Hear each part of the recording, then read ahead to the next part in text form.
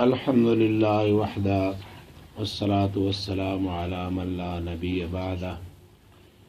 أما بعد فأعوذ بالله من الشيطان الرجيم بسم الله الرحمن الرحيم قل إن كنتم تحبون الله فاتبعوني يحببكم الله قال رسول الله صلى الله عليه وسلم لا يؤمن أحدكم حتى أكون أحب إليه من والده وولده والناس أجمعين صدق الله مولانا العظيم. درود شريف واي. اللهم صل على سيدنا مولانا محمد وعلى آل سيدنا مولانا محمد أفضل صلواتك بعدد معلوماتك وبارك وسلم وصل عليه. دے جملوں دو قرآن کریم کی اللہ پاک فرمائی نبی علیہ الصلوۃ والسلام تا فرمائی کہ دے خلق تو آیا یہ قل ان کنتم تحبون اللہ فاتبعونی اچھا تاسو دا اللہ سر مینہ ساتئی اور دا اللہ سر محبت بھی فاتبعونی زما اتباع زما تابعداری ہوگی. محبت اللہ چه انسان تا حاصلے گی نو دبا اتباع الرسول باندے دا حضور پاک صلی اللہ علیہ وسلم پا اتباع باندے دائی پا تابعداری باندے با محبت اللہ چه دے دا انسان تا حاصلے گی. محبت اللہ و محبت رسول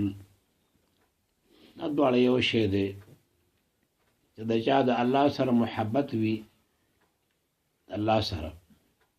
نو دا غبا دا رسول اللہ علیہ السلام سر محبت وی او دا چاہ چی دا رسول اللہ علیہ السلام سر محبت وی نو دا غبا دا اللہ سر محبت دا لازم ملزوم دی.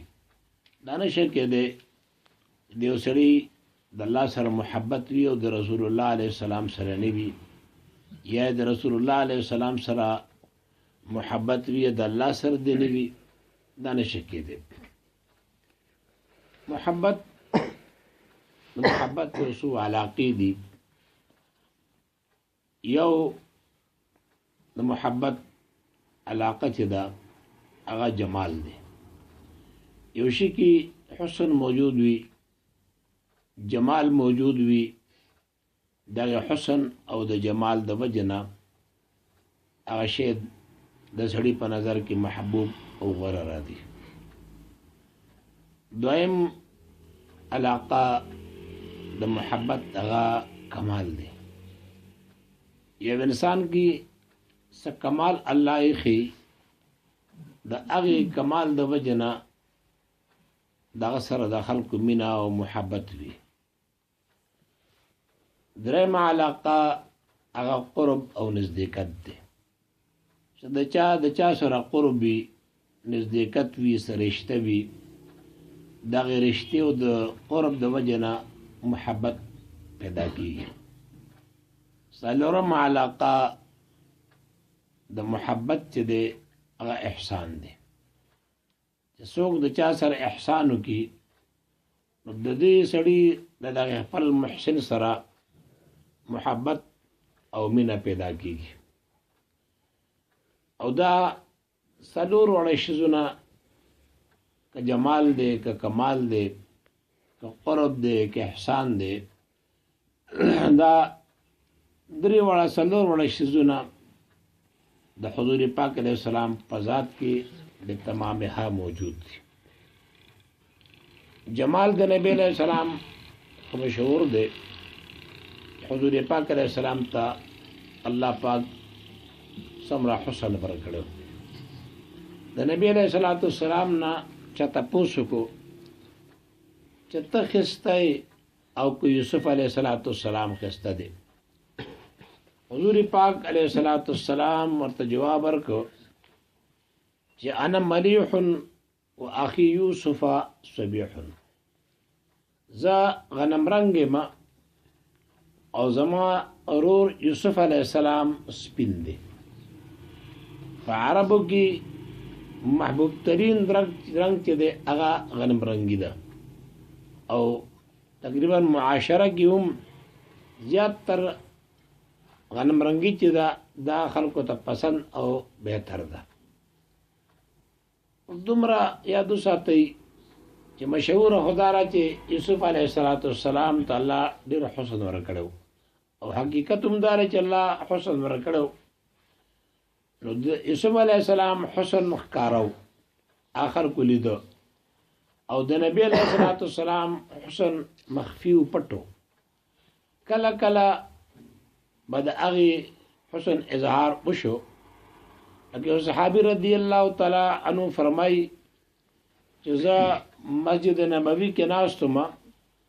او حضور پاک صلی الله علیه وسلم هم ناست وم او د څوارلسمې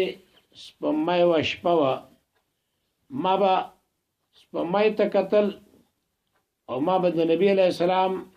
مخ مبارک ته کتل هغوی زه قسمیه وامه د حضور پاک صلی الله علیه وسلم د مخ انوار د مخ تجلیات د په سپوږمۍ باندې سیواو د پښتو یو شاعر وایي که نه هېڅ نه پوهېږم چې تشبیه د چا سره کړم هېڅ نه پوهېږم چې تشبیه د چا سره کړم د ګل سره ازغي دي د سپوږمۍ په مخ داغونه یا پیغمبر علیه السلام که وامه چې ته د ګل په شان ته ښایسته د ګلاب په شان ته ښایسته هلته د ګلاب سره ازغي دي په سړي بد لګي او که وامه چې ته د سپوږمۍ په شان ته ښایسته نو هلته د سپوږمۍ په دې مخ نري نري داغونه دي او ستا په مخ باندې دغه شیزونه نشته نو دا حسن الله پاک حضور پاک علیه السلام ته ورکړی هغه یو شعر کې راځي که نه حسن یوسف دم عیسی ید بیضا داری آنچ خوبا همه دارند تو تنها داری حسن یوسف دم عیسی ید بیضا داری حسن د یوسف علیه السلام او دم د عیسی علیه السلام هغه سپین لاس د موسی علیه السلام دا څومره خوبی چې الله پاک په نورو انبیاء علیهم السلام کې انفرادن ایښې وي هغه اجتماعا الله پاک پتا کې ایښې دي د یوسف علیه السلام حسن د عیسی علیه السلام دم ګورئ د عیسی علیه السلام په دعا باندې په دم باندې الله مړي ژوندي کړي دي نو دا څه دومره بعید نه ده ځکه د مړي سره د دې روح یو زمانه یو وخت تعلق پاتې شوی دی د نبی علیه السلام سره کاڼو خبرې کړي دي ګټو د حضور پاک سره خبرې کړي دي نبی علیه ابوجهل لاس کې کاڼي نیولي او حضور پاک علیه السلام ته وایي چې ته وایي چې زه پیغمبر یم ووایه چې زما په دې لاس کې څه دي اول خو دغه دا سوال غلط و چې پیغمبر ته علم غیب نشته چې هغه په مغیباتو باندې پوهېږي بر لحاظ دغه خپل هغه شرارتو حضور پاک علیه السلام ته وفرمایل چې زه ووایم چې ستا په لاس کې څه دي او که نه چې دا ستا په لاس کې څه دي دا ووایي نو ابوجهل ورته وایي چې دا زما په لاس کې څه دي او دا ووایي دا خو به ستا د نبوت لپاره ډېر لوی مضبوط دلیل وي هغه کاڼي د ابوجهل په لاس کې خبرې کوي او نبی علیه السلام وایي عام مجمع اوري چې موږ شپږ کاڼي او د دې ابوجهل په لاس کې موږ بند یو ټولې مجمع هغه خبرې واورېدې ابوجهل غوسه شو او هغه کاڼي ځمکې ته راپرېښودل وایي دومره سخت جادوګرې چې ستا هغه جادو دا په ګټو باندې هم چې کوم دی دا چلیږي د عیسی علیه السلام سره الله پاک هغه په دعا باندې مړي ژوندي کړي دي د نبی علیه السلام په معجزه باندې الله پاک په کاڼو کې حیات او زندگی چې دا اچولې ده ګورئ نبی علیه السلام مسجد نبوي کې به چې کله حضور پاک صلی الله علیه وسلم هغه به خطبه لسته نو په جماعت کې د کجوري منډو وچ هغې ته به نبی علیه السلام تکیه والې وه او نبی علیه السلام به خطبه لسته. کله چې منبر تیار شو او حضور پاک علیه السلام راغی او د منبر د پاسه کېناسته خطبه یې شروع کړه نو هغه وچ مونډ چې و هغه په ژړا شو او مولانا روم چې دی هغه واقعه په اشعارو کې هم نقل کړله حدیثو کې هم راځي او حدیث پاک کې راځي چې نبی علیه السلام راکوش شو او دغه مونډ یې ترخ کې ونیوه او نبی علیه السلام وایي هغې داسې سلګی وولې لکه څنګه چې یو ماشوم سلګی وي یا د اوښي بچی هغه چې مور ته عدل شي هغه چغې وایي دغه شان هغې مونډ چې دی هغه جړل. که چېرته د عیسی علیه السلام سره یعنې مړو خبرې کړي دي حضور پاک علیه السلام سره د کجوري وچ مونډ چې دی هغه خبرې کړي دي. که د موسی علیه السلام په معجزه باندې الله پاک د ګټو نه اوبه راوباسلې دي دا د موسی علیه السلام معجزه به چې کله به یې لښته را پرېښوده کاڼي نه به اوبه روانې شوې نو د کاڼي نه اوبه راوتل دا سم عقلا محال نه دي. تاسو لاړ شئ غرونو کې وګورئ زیاتر چینی څومره چې راوځي هغه د ګټو نه د پرخو نه راوځي. په صلح حدیبیه کې صحابو سره اوبه کمې شوې اوبه نه وې راغلل حضور پاک علیه السلام چې حضرت زمونږ اودس دپاره هم اوبه نشته د څښلو دپاره هم نشته څاروي دي هغه هم تږي دي. نبی علیه السلام وایي چا سره لږې اوبه شته چې راوړي صحابي سره لږې اوبه وي هغه یې راوړي او حضور پاک علیه السلام په یو کنډال کې هغه کې واچولې او بیا پکې حضور پاک علیه السلام دا خپلې ګوتې مبارکې څه دی دا کېښودې او د نبی علیه السلام صحابه ورته ګوري چې د دې ظاهرونه د حضور پاک علیه السلام د اوبو چینې روانې شي دې لاس ګردونو نه. نو که چېرته د موسی علیه السلام په معجزه باندې د ګټې نه اوبه راوتې دي د حضور پاک په معجزه باندې د حضور پاک د لاسو نه اوبه راوتې دي. او دغه صحابي د دې واقعه بیانونکي صحابي فرمایي چې موږ 1400 کسانو او موږ مسکلي لوښي هم ډک کړل مال هم وکړ او که 1400 کسان نور وې هغه اوبه هغې دپاره هم څه وې دا کافي کېدې. د محبت یو علامه چې کوم ده هغه څه شی دی هغه جمال دی او کمال دی او کمال په حضور پاک علیه السلام کې دا بے تمامها موجود و حسن پکې هم بے تمامها موجود و او کمال پکې هم چې دی دا بے تمامها سو دا موجود او قرب او نزدېکت د نبی علیه السلام د نبی اسلام قرب او محبت چې کوم دی دا نزدېکت د امت ته دا دومره قریب دی حضور پاک علیه السلام فرمایي چې کل تقی نقی فهو عادي کم انسان چې نیک دی پرهیزګار دی هغه زما اهل دی هغه زما اولاد دی. اولاد نه زیاته بله قریبه رشته دا څه کېدی شي او د نبی علیه السلام د قرب او نزدېکت دا د امت سره دومره دی چې د حضور پاک علیه السلام بیبیانې د هغې سره نکاح کول دا الله حرام ګرځولی دي او قرآن کریم کې الله فرمایي چې د حضور پاک علیه السلام بیبیانې دا ستاسو میندې دي روحاني میندې دي چې هر کله بیبیانې زمونږ روحاني میندې شوې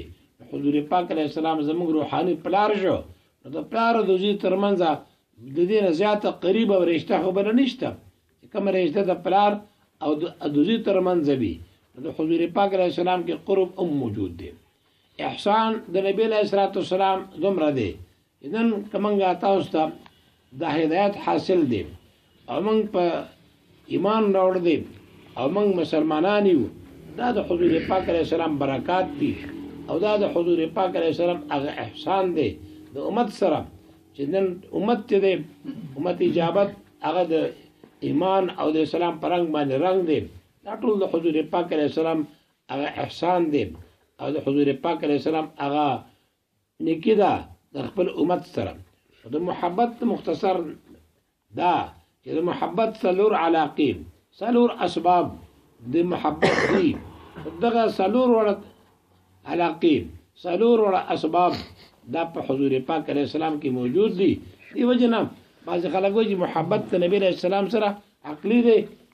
ولیکن چې د دې خبرو ته وګوري نو د نبی علیه السلام سره محبت دا محبت طبيعي دی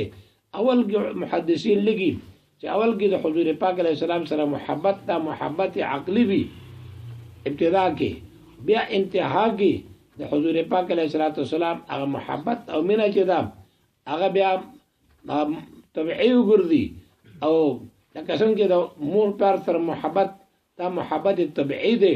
دا د انسان په طبیعت هغه غلی شوی دی دغه شان د حضور پاک علیه السلام محبت اول کې عقلی وي وروسته چې کوم دی بیا محبت طبيعي وګرځي دی وجنه نبی علیه السلام فرمایي لا يؤمن احدكم حتى اكون احب اليه من والدي وولدي والناس اجمعين هغه پورې تاسو کې یو سره کامل مسلمان نه جوړې دي چې هغه ته د اولاد نام د پلار نه او د تمام دنیا نه محبوب نیم ګرځیدلې هغه پورې د کامل مسلمان نشه ګرځیدل حضرت عمر رضی الله تعالی حضور پاک علیه السلام ته وایي اے رسول الله علیه السلام تماته د ټول دنیا نه خوږي الا نفسي مگر زما د خپل ځان نه نام نبی علیہ السلام الا کامل مسلمان نه بیا شاته پس حضرت عمر رضی الله تعالی عنہ فرمایل چې حضرت تماته د خپل ځان زیات سي محبوب او غره حضور پاک علیه السلام اوس ته کامل مسلمان وګرځیدي د حضور پاک علیه السلام سره محبت او تعلق من ساتل دا یو صفت ته او د نبی علیہ السلام سره محبت او تعلق دا دی د نبی علیہ السلام د طریقو سره پیروي وکړي د نبی علیہ السلام چې کوم عاداتو هغه خپل عاداتو ګرځي هغه چې کوم عاداتو هغه خپل عادتونه وګرځي دغه چې کوم اعمالو چې هغه خپل اعمال وګرځي دغه د حضور پاک علیه السلام سره محبت او مینه ده او زمونږ استاسو د زندګۍ اصل مقصد چې دی هغه قرب الی الله دی چې موږ الله ته زموږ قرب حاصل شي الله ته زموږ نزدېکت حاصل شي او دا قرب او نزدېکت هم په اطاعت رسول باندې صلی الله علیه وسلم حضور پاک علیه السلام په طریقو باندې بزي او نو الله ته زموږ قرب حاصلېږي په بل لار باندې په بل طریقه باندې کوم الله ته قرب حاصلو نو بعد برادي قرب چې دا بچر عمران شي شریف